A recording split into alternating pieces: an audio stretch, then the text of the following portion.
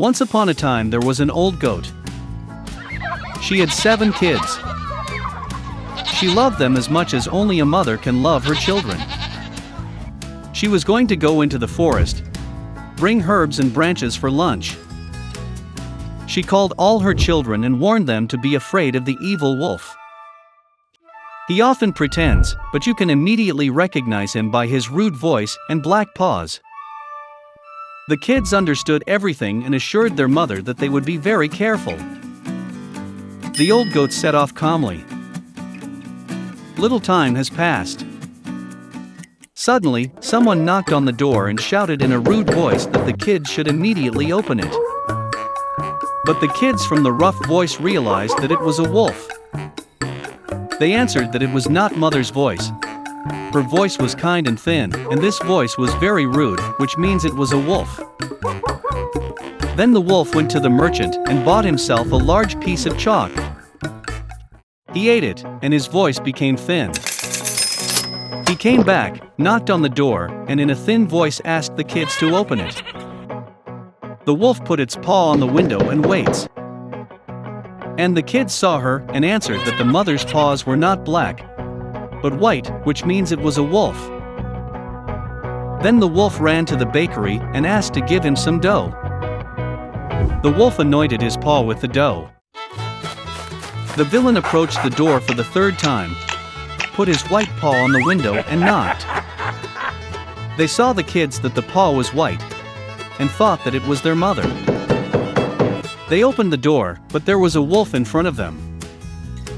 They got scared and began to scatter in all directions. One kid jumped under the table, another on the bed, the 3rd on the stove, the 4th into the kitchen, the 5th into the closet, the 6th under the sink, and the 7th hid in the grandfather clock. But the wolf found them all, opened its jaws and swallowed one by one. Only one thing he did not find: the youngest, who hid in the clock. Having eaten his fill, the wolf left. He stretched out on a green meadow under a tree and fell asleep. Soon an old goat came home from the forest. Oh, what did she see there? The door was wide open. The table, chairs, benches were overturned. The wash basin was broken. Pillows and blankets were thrown from the bed. She began to look for her children, but she could not find them anywhere. I called them by name, but no one answered. She went up to the clock, and in response there was a thin voice of the youngest kid. She took him out of there, and he said that a wolf came and ate everyone. How the goat cried for her poor children. Finally, she left the house, and the youngest kid ran after her. She came to the meadow, so a wolf was lying by the tree and snoring, so that the branches were trembling. She looked at him from all sides and saw that in his swollen belly something was moving and floundering. She guessed that these were her children, and was very happy that they were still alive. She told the kid to run home as quickly as possible and bring scissors, a needle and thread. Then the goat cut the belly of the wolf with scissors, and from there one kid stuck out its head. And then the others jumped out, all 6, and nothing bad happened to them. What a joy it was! They began to hug their mother, jump and dance. Then the old goat said it would be nice to teach the wolf a lesson while he was still sleeping. They pulled stones and stuffed them into the wolf's belly. An old goat sewed up his belly, but he did not notice anything, never even moved. The wolf slept, got to his feet and felt such a thirst in his belly that he decided to drink water from the well. He barely approached the well, bent down to the water, and heavy stones pulled him to the bottom of the well. 7 kids saw this, and began to dance for joy with their mother. That's how they taught the evil wolf a lesson. In one big city, 2 poor children lived in the neighborhood, Kai and Gerda, who loved each other like brother and sister. Parents allowed them to walk to each other on the roof to visit and sit on a bench under the roses.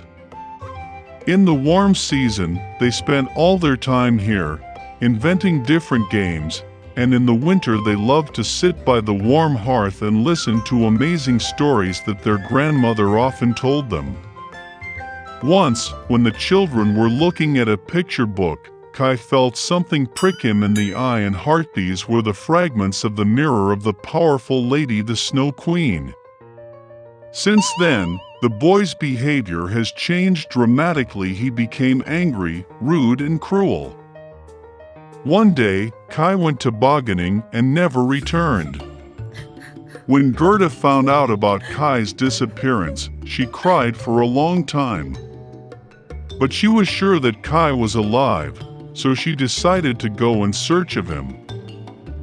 For a long time Gerda walked through the forests, through the fields, and then she came across a wonderful house, buried in flowers.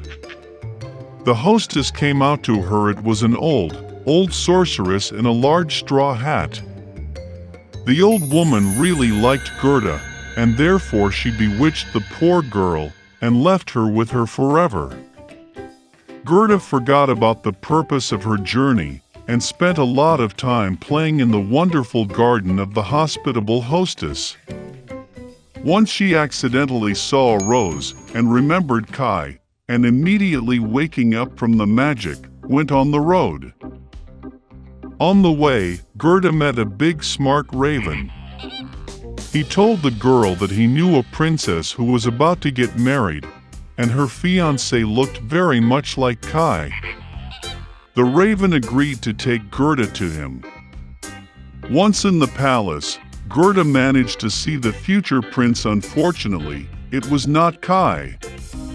The princess, having heard the sad story of the girl, presented her with a golden carriage with a coachman and servants, as well as shoes, a muff, and a wonderful dress.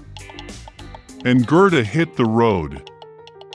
In the dark forest, the sparkling carriage immediately caught the eye of the robbers, who immediately attacked it.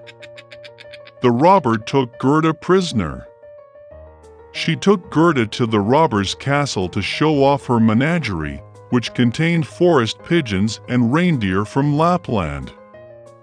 Hearing the story of her captive, the robber took pity on her and released her along with the reindeer in search of Kai. The reindeer brought the girl to the old Lapland woman, who warmed and fed the exhausted girl. She wrote a few words on a dried cod to her friend Finn, who lived near the Snow Queen's palace, asking to help the girl. She explained to Gerda that the reason for Kai's bad behavior was the fragments of the mirror that hit his heart and eyes, and he would never be the same if the ice was not melted by the power of a warm, loving heart.